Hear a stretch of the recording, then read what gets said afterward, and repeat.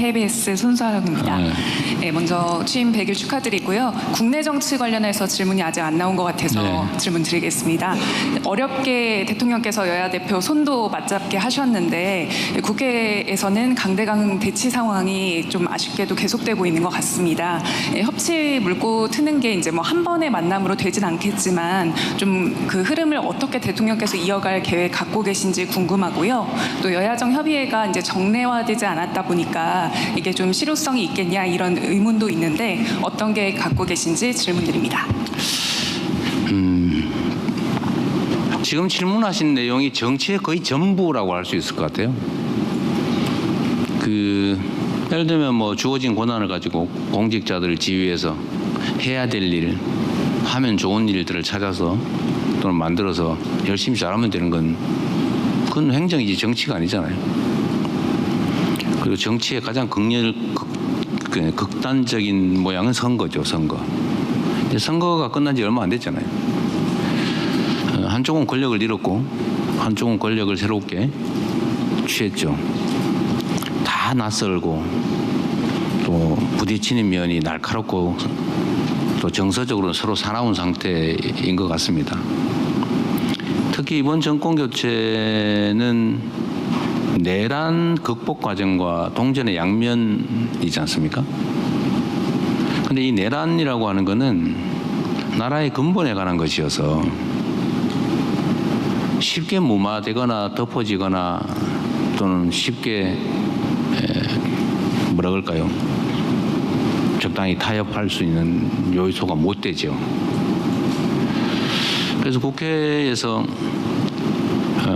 지금 저야 국정을 하니까 원칙적으로 국정이라고 하는 건 그냥 하면 되는데 그러다 보면 정치적 영역하고 걸치지 않을 수가 없어요. 예를 들어 입법을 하거나 인사를 하거나 뭐 예산을 편성해 승인을 받거나 뭐 이게 다 정치와 관련이 돼 있으니까요. 그러나 조금은 뒤떨어져 있죠. 제 입장에서는 말씀드렸지만 결과를 잘 내야 된다. 현실적 성과를 만들어야 된다. 일종의 강박관념 같은 걸 가지고 있고 지금 이 순간에 뭐 인기 아니면 지지, 비난, 비판 이거 별로 안 중요하다고 생각해요. 기분은 나쁘죠. 뭐 지지율 뭐 여론조사 통계 뭐 떨어진 거 나오면 솔직히 신경 쓰여요. 그러나 연연하지 말자. 이건 표면의 물결이다. 이렇게 생각하면서 좀 스스로를 다독거리죠.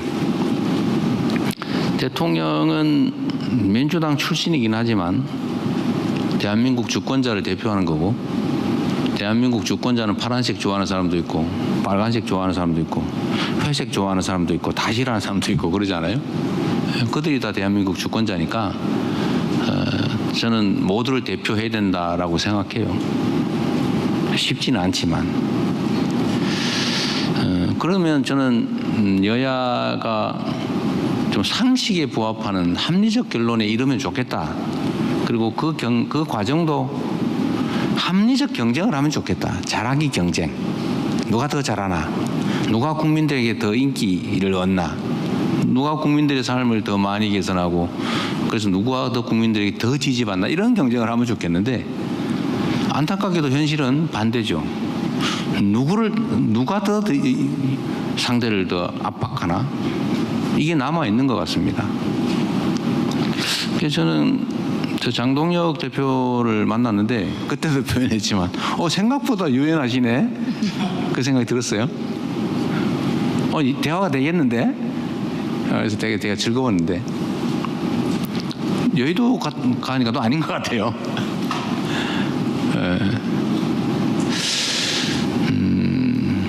근데 저는 결국 이게 국민들의 손에 달렸다고 생각해요. 우리 국민들께서 심판자잖아요. 심판자. 주인이고 머슴들 일 시켜놓고 누가 더 잘하나 누가 진짜 일을 하나 누가 일하는 척만 하면서 열심히 일하는 다른 머슴 괴롭히기만 하나 이걸 잘 가려보면 그 머슴들이 주인 눈에 들기 위해서라도 주인을 위해서 열심히 성과를 내고 일하지 않겠어요? 근데 주인들이 편을 갈라가지고 쟤는 일을 못하지만 내가 좋아하는 애니까 나하고 고향 같으니까 이러고서 막 한다고 생각하면 모성들이 일을 하기보다는 편을 짜겠죠. 결국 거기에 달려있다는 생각이 듭니다. 협치해야죠. 협치라고 하는 게 야합하고는 달라요. 적당히 당신은 이런 주장을 했으니까 이쪽 주장이고 딱 중간 딱 잘라서 당신 반, 이쪽 반 이렇게 할 수는 없는 거죠. 제가 과거에도 그런 얘기를 들었습니다만 자꾸 통합 얘기하면서 봉합하고 구별을 못하길래 아니 도둑 10개 매일 10개씩 훔치던 집단하고 그 열심히 일하던 집단이 타협을 하는데 그러면 5개만 훔쳐 매일 이렇게 타협할 수는 없잖아요. 그건 타협도 아니고 통합도 아니죠. 도둑질 하지 말아야죠. 같이 살려면. 도둑질은 하지 않는다. 이런 거는 서로 지켜줘야 된다. 이번 내란 사태와 관련해서 오늘도 좀 시끄럽대요. 무슨 내란 특검 연장을 안 하는 조건으로 정부 조직법을 통과시켜주기로 했다고. 근데 그 이재명이 시킨 것 같다 이런 여론이 있더라고요. 나이 협치 타협 막 얘기한 걸 보니까 분명히 이제 하라고 뒤에서 슬쩍 시킨 것 같다 이런 여론이 있어서 그런지 저한테 비난이 엄청 쏟아지고 있어요 지금. 저는 그런 거기 몰랐어요 실제로. 그리고 저는 그렇게 하길 바라지 않는다. 정부 조직법을 고쳐서 정부 조직을 개편하는 거하고 내란의 진실을 규명해서 그야말로 엄정하게 책임을 물어서 다시는 대한민국에서 내란이라고 하는 친위 군사 쿠데타든 그냥 군사 쿠데타든 이런 게 벌어지는 일은 결코 있어서는 안 된다.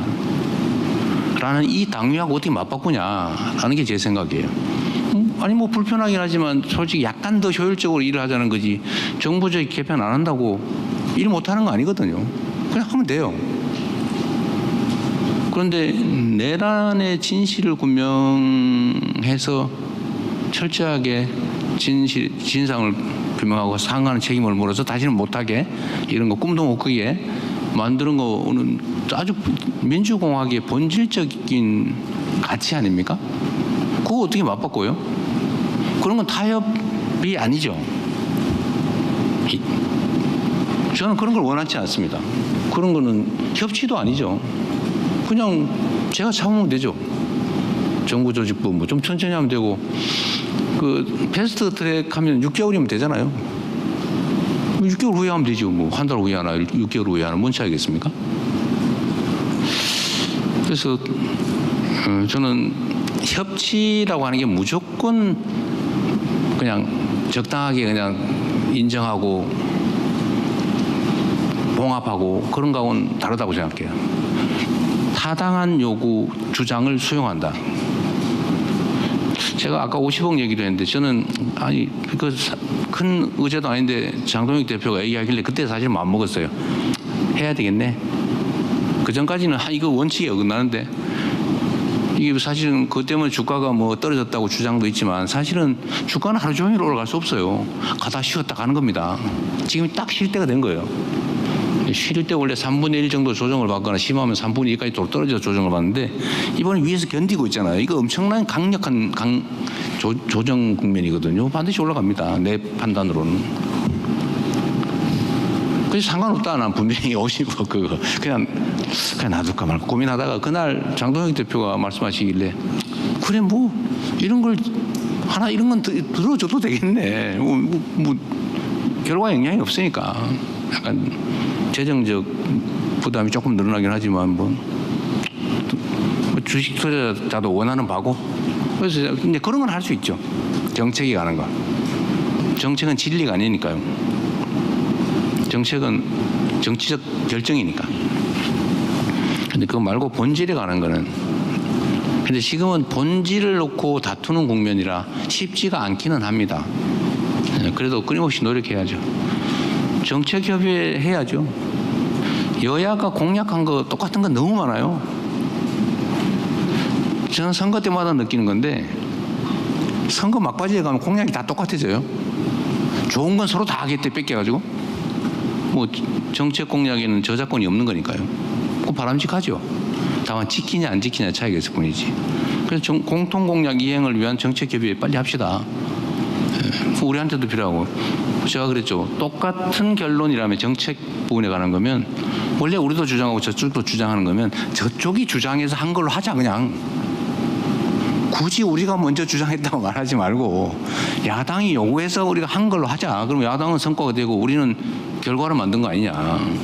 결과에 대한 평가는 우리가 받을 거고 제안을 했다는 생색은 야당이 내게 하자. 뭐 이런 거 해야죠. 좀 그런 진정한 의미의 협치, 대화가 있으면 좋겠어요. 그런데 부당한 걸 서로 관철을 하려고 그러면 안 되죠. 발목을 끄는 건 협치나 타협이 아니고 발목 잡기에 당한 거죠. 그래서 저는 대화는 많이 하려고 합니다. 뭐 대화를 하면 좋아져요.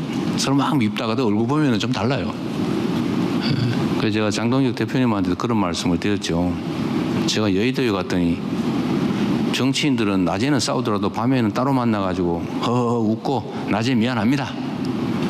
후배 왜 그래? 할 수 있어야 되는데 진짜 감정이 상해가지고 진짜 화를 내면서 싸우면 어떡하냐. 애들도 아니고. 그렇잖아요. 그래서 이게 정치라고 하는 것은 개인으로 따지면은 머리 같은 건데 제가 똑같이 얘기했어요.